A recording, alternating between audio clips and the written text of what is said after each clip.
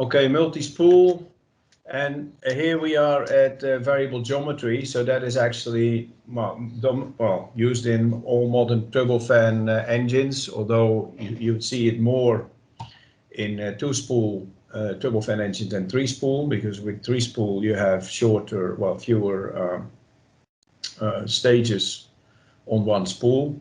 So that's the Rolls-Royce approach. So they have complexity in terms of three spools and all the bearing problems, which still sometimes come up with the Trent turbofan engines of Rolls-Royce. GE and Pratt & Whitney have opted for two spools, but then dealing with the problem of what they call operability at low speeds by more variable geometry. So that basically means that you have vanes that are rotatable, that you can change to actually rotate or change the direction of the axial velocity.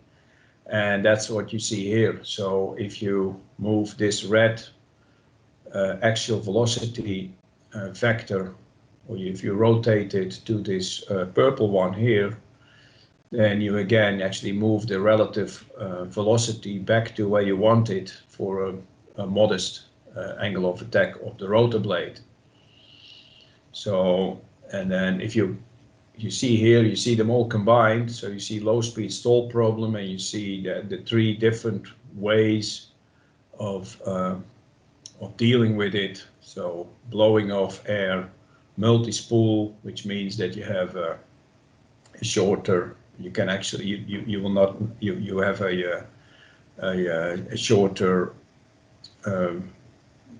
directional rotor speed. Basically, you could say that you cut the compressor in half, so you make sure that the front part, the front stages, can rotate at a lower speed, but you have to cut the compressor in half. So that's actually one way to explain how Rolls-Royce does it. And if you don't do that, then you're forced to rotate the front stages as fast as the rear stages in the compressor, and then you have the problem, because then actually the front stages rotate. You could also say rotate too fast, causing the relative velocity factor in a position like the red one here. Any question on this? This is a little bit of thinking and trying to imagine how this works in the compressor, but it's very important. Okay, so then this is what it looks like, variable geometry, for example. So you see the rotors here and the rotor blades, and these bluish colored ones are the stator vanes, and they're all connected with little shafts and cranks to a ring which is going all around the compressor. If you turn that ring, then you simultaneously actually rotate through the cranks, rotate all the rotor, all the vanes on that for that stage, and then it's actually what is the same as what happens here. Okay, here you see a photo. You can actually see that it's quite, well, you can imagine quite a lot of work to adjust this all, and it's very delicate. And if one of those little bolts here breaks, or one of these cranks, then one of the vanes would actually start to rotate freely wherever it likes, and that's very dangerous. It usually means that the whole compressor blows up, and it usually means engine shutdown. Actually, there's been an accident when I still worked at National Aerospace Laboratory. There's been an accident with an F-16 that had an engine failure in the region of Enschede in the east of the Netherlands.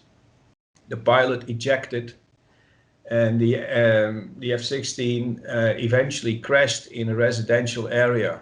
I think, as far as I remember, nobody got hurt or killed, so luckily. But of course, it was very scary to have an unmanned, unpiloted F-16 crash in a residential area.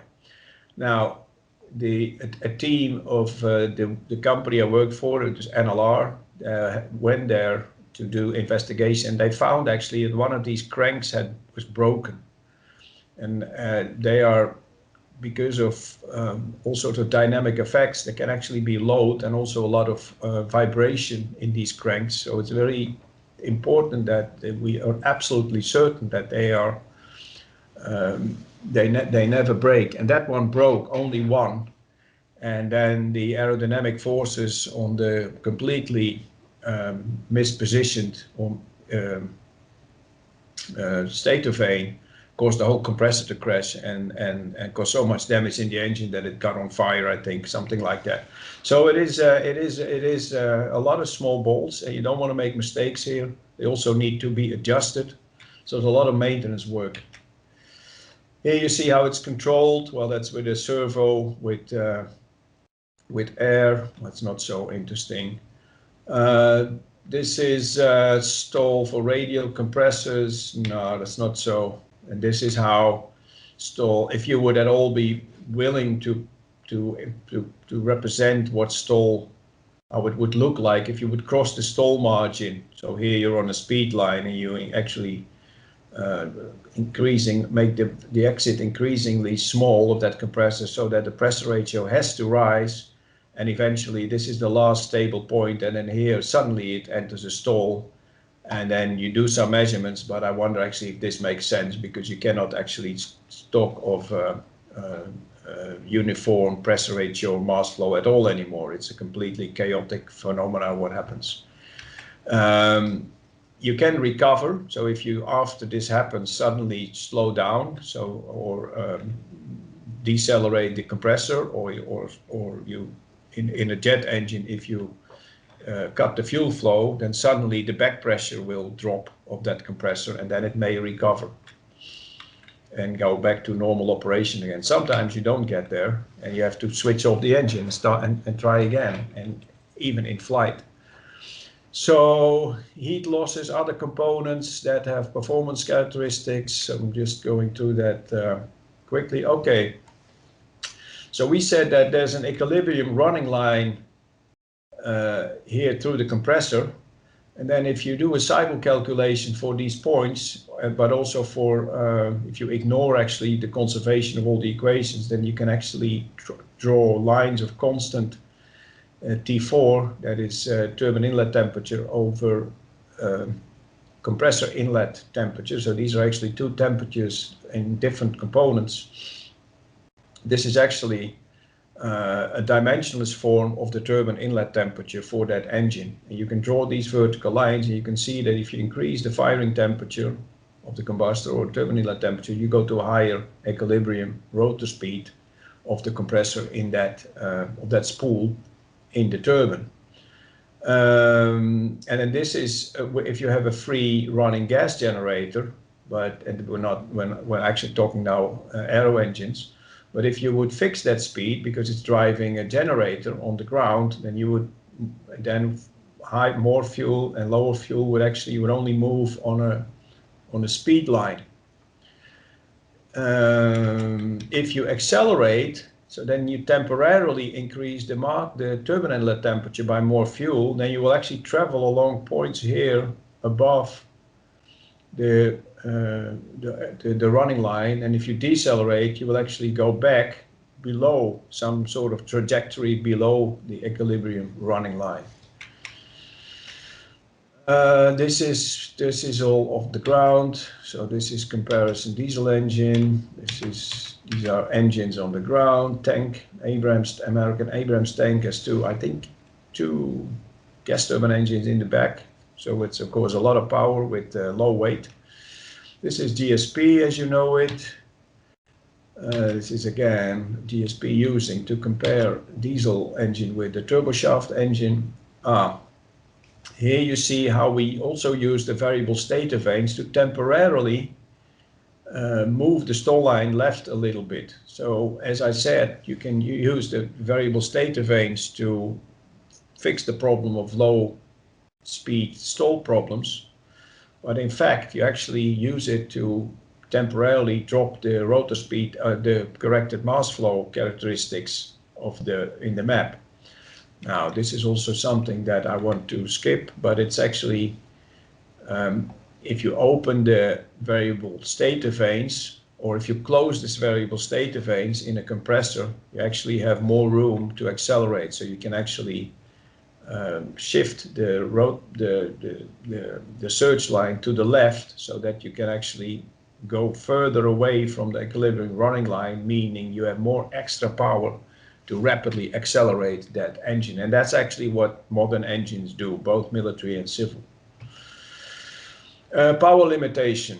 This is important. So if we would design an engine and we would say, well, and that's the first thing you look at, that engine has a maximum turbine inlet temperature, and here 3 is turbine inlet temperature. That's the old numbering method, which in the old numbering system we had 3 for turbine inlet temperatures. Now we usually call it 4. But if we could keep that constant, then we would actually, if we would look at the shaft power or the thrust, doesn't matter. If we look at that, the power output or thrust output, at that temperature, we would go to the left at very cold temperature, we would have extreme high thrust or power. Actually, same with a piston engine with low temperatures, you get higher power. And that is there's 2 reasons. One is that the mass flow increases because the density is dropping. The other one is the inlet temperature is lower. The maximum temperature in your cycle is the same, so you have you have a larger temperature increase in your cycle, meaning more power. So that's the reason behind it. But it would mean that if you would want to operate a turbofan engine, for example, at -30 C at the maximum turbine inlet temperature, you would have a very high thrust, but you would also have very high internal pressures. And that is because if you look at the compressor map, and we're going here at the compressor map again, and this is a speed line, this is corrected speed. If we run the compressor at the same speed, but at a much lower temperature, the corrected pressure, the corrected rotor speed will be much higher. So we would actually go at low temperature, we would go up along the equilibrium running line to a much higher pressure ratio. Our operating point would go up and to the right. And of course, that you may say, well, that's very nice, because then we also have a very high cycle pressure ratio and we have a high thrust. But we also need to make the structure of the combustor that is holding that pressure stronger to not break. So it would mean an unnecessarily heavy engine, because you design the engine to take off, to make an aircraft safely take off, also at hot conditions. And there's no point in making that engine able to take a lot more weight, takeoff weight, at very cold conditions. So what and it would also cost you a lot of money, making the engine a lot heavier, because you need to make the walls of the combustor thicker, because you need to be prepared for those cases where you take off, you take max power at very low temperatures. So you don't do that. You actually say, well, we're not operating, we're not going there. We limit the maximum internal pressure. And then there's also a limit to rotor speed, but that is not always determining. But anyway, this means that at low ambient temperatures, we have to reduce the turbine inlet temperature to stay under that pressure. And it also means that we actually have to reduce the rotor speeds there. So here you can see what happens. This is at, if this is A, which is I'm not sure, if this is, if 0 here is, no, if A is the design point, then O would be at cold conditions and B would be at the same rotor speed at hot conditions. Because if it's getting hot, then your corrected rotor speed would drop with an increase in ambient temperature. So these are all issues that you deal with also with some of the assignments where you change ambient temperature, or especially ambient temperature or altitude or pressure, and they will have an effect on your system performance. And it has a lot to do with how it affects the cycle, how it affects the location in the compressor map at the same rotor speed. The density of the air, of course, has a big impact. And then if you look at that in total, then this is the overall sort of relationship between the jet engine flight condition and the power and the performance. So if you look at gas generator speed, so we're now looking at gas generator speed, then you can say that if we go from high power, so high speed to low speed, specific fuel consumption will increase. We're getting less efficient. Why is that? We're going to a lower pressure ratio. Pressure ratio is, as we know, the dominating factor for efficiency. Well, temperature is also, but especially pressure ratio. So we're always much more inefficient at lower power with the gas turbine. The fuel flow decreases, but it's actually the thrust that is going down much faster. So in the end, we still pay more for every unit of thrust at lower power setting. So this is power setting. So now we go to altitude. Now, roughly, you can say that if we stay at the same power setting, say cruise power, and we change altitude, it doesn't change that much. So if this is 0 altitude, it doesn't it doesn't drop so much. It drops a little bit, and that is because the inlet temperature is dropping, which means a more efficient cycle. Again, what I said a few minutes earlier. So at lower temperatures, we have higher cycle efficiency. And that is because the drop of temperature in the atmosphere up to the about 11 kilometers, then it stays roughly constant. And then another effect becomes significant, which is the low Reynolds number because of low density. And then the specific fuel consumption increases a little bit. So there's two small effects on specific fuel consumption, but they're not as dramatic as, of course, power or speed, as we see here. We get to that later. The thrust and the fuel flow both drop about the same rate. And why is that? That's because of density. At higher altitude, we have much lower density, so the mass flow will drop. All the other conditions, pressures, temperatures, will all be this. Now pressures will be lower, but all the other parameters, temperatures will be the same. But because of the lower pressure, everything in the whole engine goes to a lower pressure level, and the rest is about the same. But that lower pressure level means lower density, so that means a lower mass flow, and we know the thrust equation here on the bottom right. So lower mass flow means lower thrust. Then we go to speed, and if we increase the speed of a jet engine, we are increasing the C0 here, and that will make the thrust drop. And the fuel flow can even increase because of the ram pressure, the total and the expansion and the compression in the inlet, we will have a compression effect in the inlet, the ram pressure compression effect. So meaning we have we will have an increasing mass flow, with speed, meaning that we have an effect that is actually compensating a little bit for the drop in thrust due to the increase in velocity, which is here an impact on the change in momentum. Now, all in all, the drop in fuel flow, the drop in thrust wins, so we have an increase in specific fuel consumption. Not in efficiency of the engine, if you would put it like that, but if you simply divide fuel flow over thrust, we have an increase in specific fuel consumption.